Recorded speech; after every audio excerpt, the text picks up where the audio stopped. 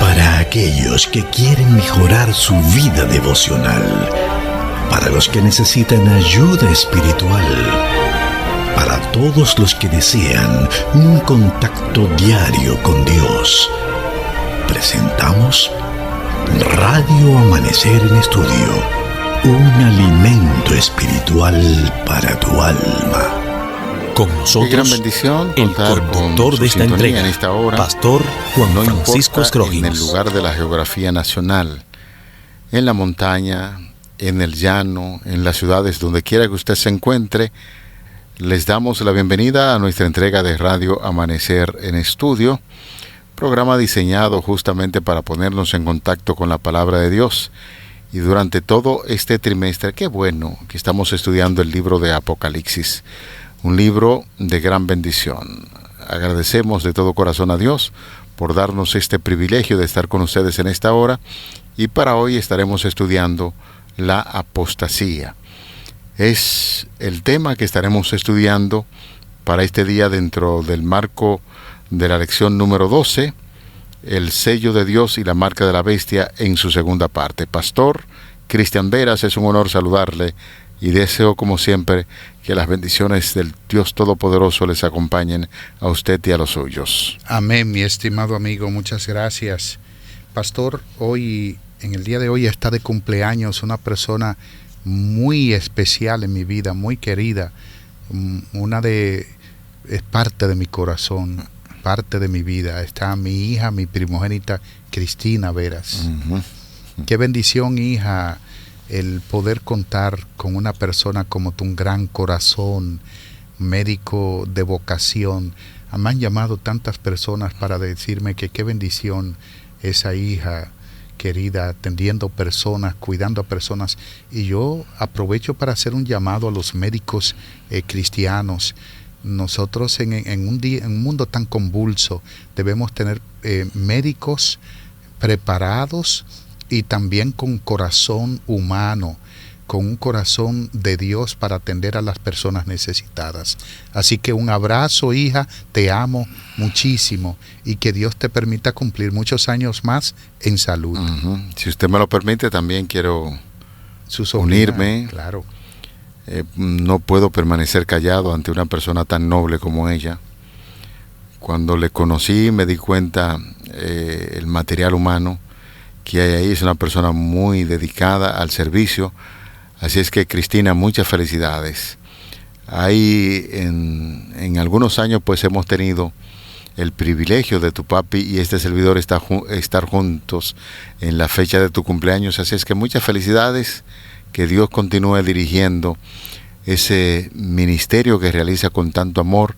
Como decía tu papi, continúa ejerciendo la medicina con ese carácter de vocación, y muchas felicidades. Amén. Gracias, amigos, por estar con nosotros en esta ocasión estudiando la palabra de Dios. Les invitamos para que podamos ponernos en contacto con el cielo. Querido Padre Celestial, muchas gracias porque en este momento nos permites poder disfrutar de estas lecciones tan maravillosas. Prepáranos para recibirlas siempre en el nombre de Jesús. Amén. Amén. La apostasía, vamos al término. Realmente, ¿qué es lo que significa la palabra apostasía?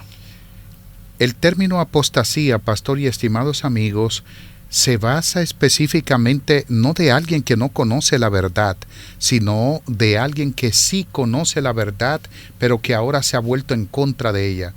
Se habla de una rebelión. En Tesalonicenses, segunda de Tesalonicenses 2, 1 al 12, Pablo está hablando de los eventos que ocurren antes de la segunda venida de Cristo y está diciendo que Cristo no vendría hasta que se manifieste el hombre de pecado, el apóstata. Es importante que para convencer a los tesalonicenses de que el día del Señor aún no había llegado, Pablo afirma que primero deben ocurrir dos eventos: la llegada del hombre del desafuero y la rebelión, que es apostasía, lo que indica que apostasía y rebelión están entrelazados, y la apostasía se puede usar de dos maneras principales, de acuerdo al gran escritor Bruce. Primero, puede referirse a un acto de rebelión política como en los escritos de Josefo. En segundo lugar, puede referirse a la apostasía religiosa como en Hechos capítulo 21, versículo 21, donde se acusa a Pablo de enseñar a los judíos a apartarse, a apostatar de la ley de Moisés. Lo que está diciendo en el sentido general, en un resumen, es que apostasía es enseñar a otros a apartarse de lo correcto. Pastor, conforme a lo que dice ya lo citado en segunda de Tesalonicenses 2, 3 y 4, habla de un personaje, habla de un sistema. Usted dirá a qué se está refiriendo. Nadie se engañe en ninguna manera, porque no vendrá sin que antes venga la apostasía y se manifieste el hombre de pecado, el hijo de perdición, el cual se opone y se levanta contra todo lo que se llama Dios o es objeto de culto, tanto que se asienta en el templo de Dios como Dios, haciéndose pasar por Dios. Este hombre de pecado, el hijo de perdición, ¿se está refiriendo a una persona de manera específica o continuamos en la misma dirección que hemos estado estudiando sobre un sistema que se ha manchado, que se ha corrompido precisamente porque aunque se dice ser religioso, se sienta en el templo de Dios como Dios y se hace pasar por Dios? Es muy importante la pregunta porque está hablando de un sistema, está hablando de la bestia es un sistema. Por eso decíamos en una entrega pasada que el hombre que más ha vivido de acuerdo a la declaración bíblica fue Matusalén. Vivió 969 años. Nadie pareciera ser que ha vivido tanto tiempo, y mucho menos para estos días. Pocas personas llegan a los 100 años, muy pocas, pero pocas. Lo que indica que el ser humano vive, como Moisés presentó, de 70 a 80 años. Lo que nos está diciendo es que es un sistema y que este sistema tiene marcas que lo identifican. ¿Cuáles son esas marcas que lo identifican? Lo primero es que se levanta en lugar de Dios, se levanta en contra de Dios. Dice que le pertenece la adoración porque llama a que se le adore.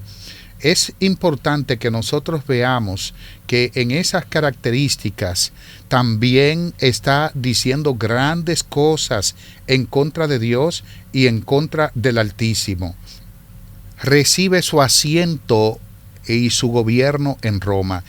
Es importante que nosotros veamos, pastor, que Karol Wojtyła, cuando nosotros sabemos que él era polaco, ex ministro de Defensa de Polonia, fue a su tierra natal, le pidieron que se quedara, ellos le pidieron que se quedara, y él les dijo: ahora no puedo, si es la voluntad de Dios, lo haría en algún momento, pero él sabía que no era posible.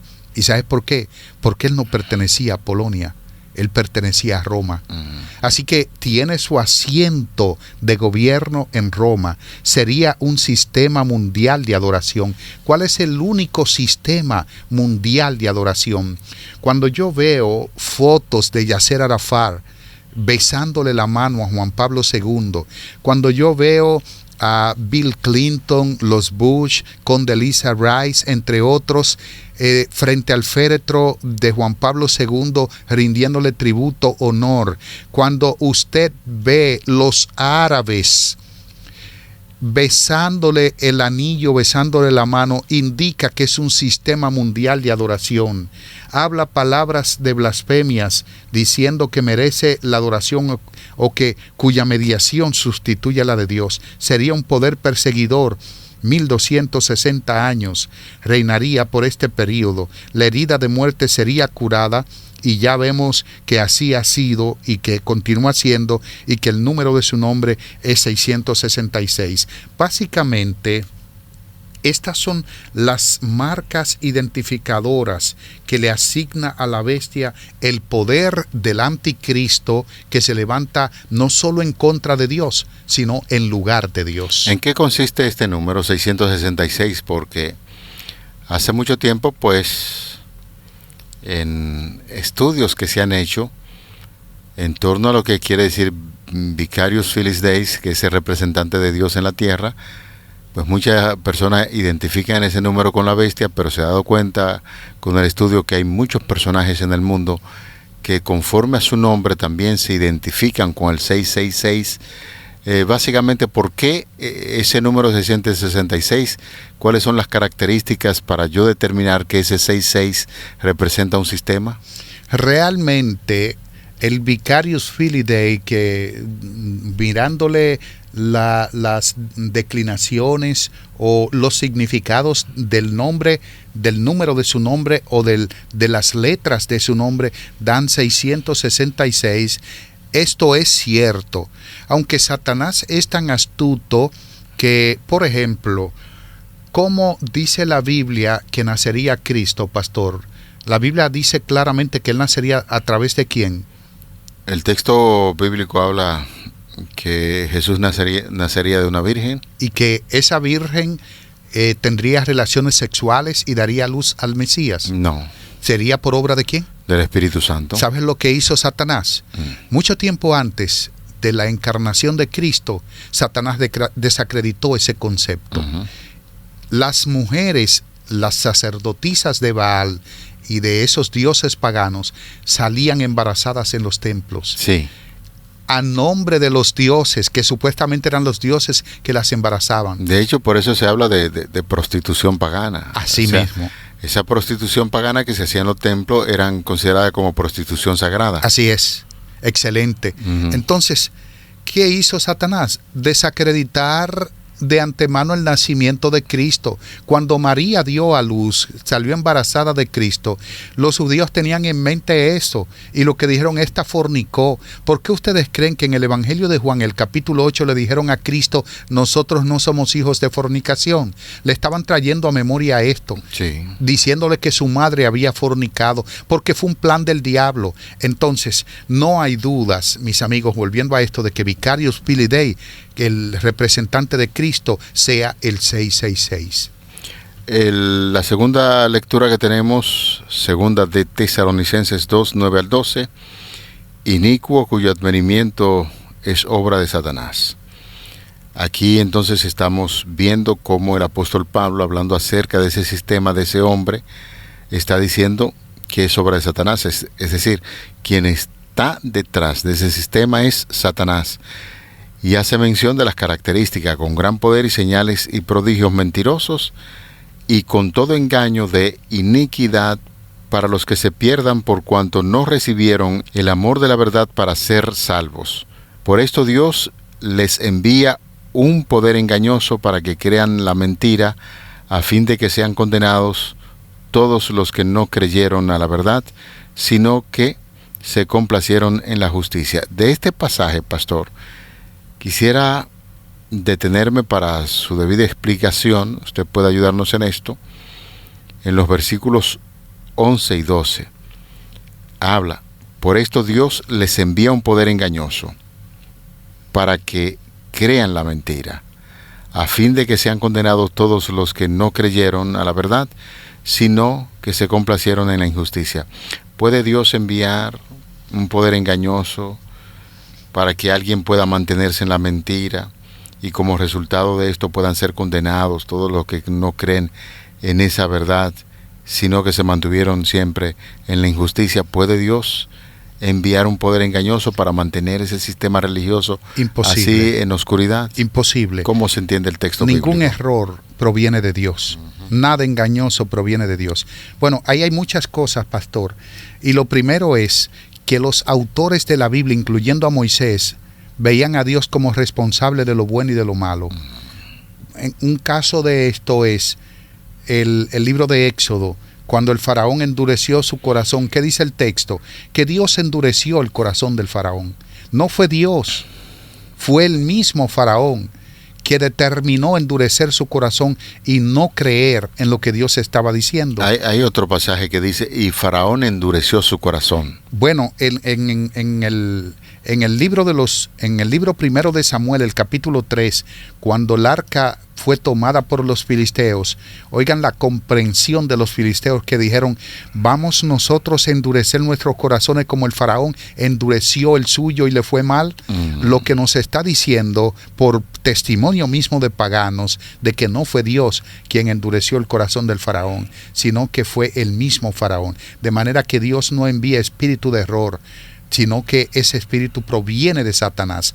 ¿Qué es lo que ocurre con los autores que culpan a Dios de esto? Porque ellos dicen que Dios lo permite y que Él es soberano.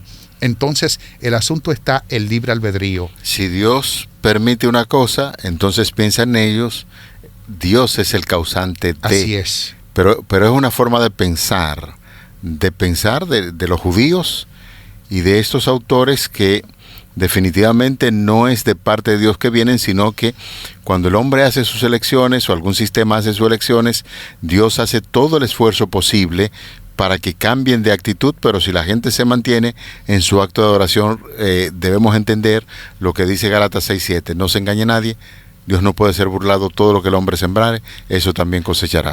Totalmente, así que no es que Dios los envía, Dios lo permite porque el libre albedrío entra ahí, y entonces Dios lo que hace, que envía a sus mensajeros para que contrarresten estos errores.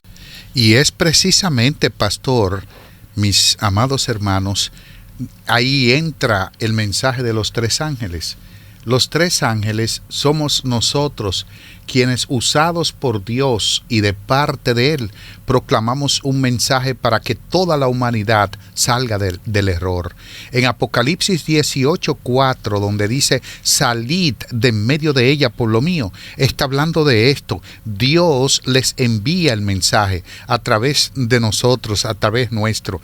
Por eso, pastor, nosotros estamos dando todos estos mensajes a través de la emisora, porque estamos siendo los 3 ángeles, amonestando a la gente para que salga del error, para que ponga caso a la Biblia, para que coloque la palabra de Dios por encima de la tradición y de todas las cosas, y que vean lo que la palabra del Señor les dice acerca de todos estos sistemas y estos errores. Hay un punto muy importante, pastor, y qué bueno que está haciendo ese tipo de comentario. Cada vez que nosotros externamos algún tipo de idea, créalo, dirigido por el poder del Espíritu Santo, porque nos mantenemos en lo que el texto bíblico dice. Aquí no estamos diciendo una cosa para hacernos graciosos con nadie. Simplemente ni queremos molestar ni ofender a nadie. Simplemente estamos presentando la verdad. Tenemos una mente capacitada para poder diferenciar entre una cosa y otra. Y en ese sentido, cuando la palabra de Dios, la Biblia, habla, entonces el ser humano, con esa capacidad de elección, discerniendo ciertamente lo que quiere decir el texto bíblico, tiene que tomar decisiones. Porque es importante saber que conforme se vaya acercando la tempestad final, muchos de los que profesan creer en el mensaje del tercer ángel, que estamos precisamente estudiando en este trimestre, pero que no fueron santificados por la obediencia a la verdad, van a abandonar la fe, irán a engrosar las filas de la oposición, donde Satanás es el líder. Uniéndose con el mundo y participando de su espíritu, llegarán a ver las cosas casi bajo el mismo aspecto, así que cuando llegue la hora de la prueba estarán preparados para situarse del lado más fácil y de mayor popularidad. Hombres de talentos y de elocuencia, que gozaron un día de la verdad en la verdad, emplearán sus facultades para seducir y descarriar a las personas. Se convertirán en los enemigos más encarnizados de sus hermanos de antaño. Cuando los observadores del sábado sean llevados a los tribunales para responder por su fe, estos apóstatas serán los agentes más activos de Satanás para calumniarlo y acusarlos, y para incitar a los magistrados contra ellos por medio de falsos informes e insinuaciones. Por eso cada día tenemos que tener esa apertura especial al Espíritu Santo, que nos ayude a entender estos temas que al asimilar esos temas nos ayude a poner en práctica estas grandes verdades y podamos siempre mantenernos del lado de la justicia de nuestro Señor Jesucristo, aunque se desplomen los cielos y la tierra. Así es. Lo cierto es que Dios advierte a su iglesia de la apostasía que está reinante en estos últimos días.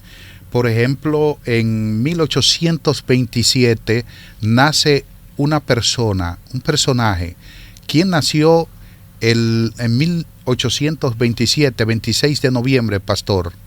Esta es una fecha muy importante para lo que estamos en este movimiento, los adventistas del séptimo día. La cofundadora de este movimiento, llamada Ellen G. de White, nació en esa fecha. Así es. ¿Por qué nace Elena de White? Yo quisiera que ustedes sepan que ella no nació para hablar solo de la reforma pro salud. Habló del tema de la salud, que hoy la Organización Mundial de la Salud reconoce a la Iglesia Adventista por ese tema. No nació para ese propósito. Ella nació para exaltar la Biblia. Porque en 1909, en el último congreso donde se cree que asistió públicamente, puso una Biblia en alto, la levantó y dijo: os recomiendo este libro. ¿Y saben por qué? Porque la Revolución Francesa, que inicia para 1798, 1789, está bien, finalizó con el golpe de Estado de Napoleón Bonaparte en 1799, pero en 1798, cuando da los inicios, surge la Revolución Francesa. En 1830 surgen los conceptos del milenio, conceptos errados acerca del milenio. 1845 surge el dispensacionalismo, que habla sobre el rapto secreto. La Biblia no tiene importancia, algunos de ellos creen en la evolución. En 1848 surge el espiritismo moderno con las hermanas Fox. En 1859 surge la teoría evolucionista. Este caballero, Carlos Darwin, publica su libro para 1844 y es en 1859 cuando llega a su clímax más alto. 1870 encontramos la hipótesis documentaria y encontramos también para 1890 el problema hipnótico y para 1900 a 1920 encontramos el fundamentalismo.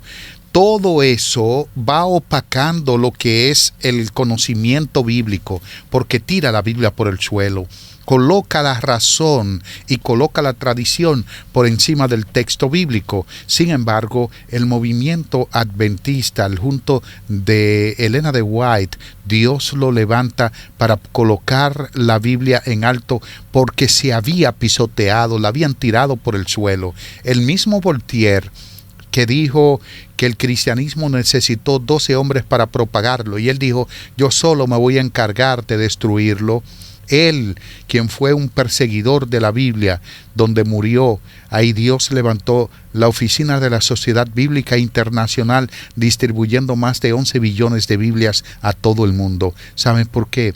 Porque la apostasía está tirando por el suelo lo que son las doctrinas bíblicas, la Biblia misma. Dios nos está advirtiendo de este sistema que está colocándose en lugar de Dios y enseñando cosas que Dios no dijo. Pero nosotros somos llamados para poner la verdad en alto y no dejarnos contaminar con el vino de esa bestia de Babilonia que está contaminando al mundo entero y que el mundo entero se está yendo tras la adoración de ella. Finalmente, al estudiar estas profecías bíblicas y cuando estamos hablando acerca de la apostasía, queremos decir de ese sistema, es extremadamente importante recordar que la profecía bíblica hace una descripción de un sistema religioso que ha comprometido la palabra de Dios, que ha sustituido el evangelio por las tradiciones humanas y que se alejó de lo que es la verdad bíblica. Un Dios de amor increíble dio estas profecías para preparar a un pueblo para la venida de Jesús. Son una reprensión para las organizaciones religiosas apóstatas que se han apartado de la palabra de Dios, aunque no necesariamente para las personas que hay en ellas. nuestro mensaje es sobre un sistema que ha engañado a millones y millones de personas en todo el mundo.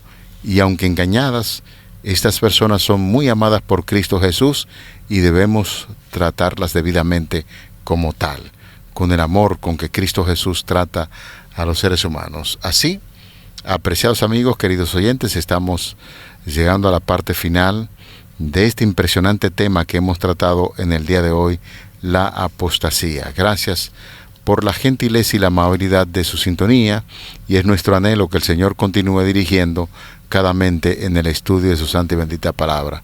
Pastor, si fuera tan amable. Querido Padre, gracias porque nos adviertes en tu palabra acerca de todos estos temas para que podamos estar despiertos, para que podamos estar alertas y que nos mantengamos sobrios en todo el contenido de doctrinas bíblicas para no dejarnos dañar ni influenciar por este sistema que casi engaña al mundo entero. Síguenos ayudando, por favor, y que tu Espíritu Santo siga dirigiéndonos en el nombre de Jesús. Amén. Para aquellos que quieren mejorar su vida devocional, para los que necesitan ayuda espiritual, para todos los que desean un contacto diario con Dios, hemos presentado Radio Amanecer en Estudio, un alimento espiritual para tu alma.